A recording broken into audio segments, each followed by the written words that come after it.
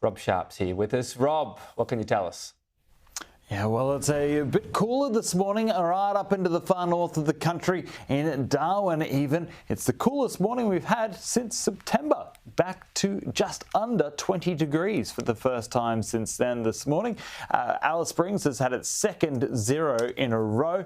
Canberra down at -2 so far this morning, and Brisbane's had its coldest morning of the year so far, the coldest since last winter, back to 10 degrees. So the cool area spread all the way up into the north, but for the southeast corner, we've got frost around in these pink shaded areas this morning, but into the next couple of mornings, the focus shifts a little bit more down into South Australia and Victoria, where it's actually going to get a little bit colder for the next couple of nights as a high pressure system moves in, and then into Friday morning, not quite as chilly down through the south, but still southern New South Wales and the ACT still likely to have a decent amount of frost right through the rest of the week by the looks of things. But on the east coast at the moment, things have changed a touch. We've had wet weather arrive late yesterday, and that's brought more than 20 millimetres for Nora Head and Newcastle, where the showers are continuing there. For coastal Sydney, there's only been a millimetre so far. I'm not really expecting much, if anything, more today.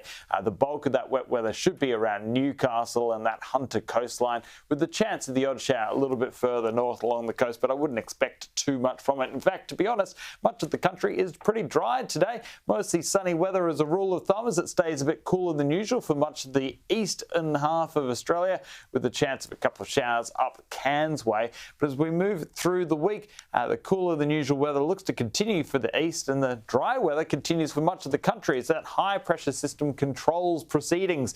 But we will start to see the odd front moving in from Friday for the southwest. That will help to cool things off a touch as temperatures continue to hit about 25 degrees or more each day in Perth.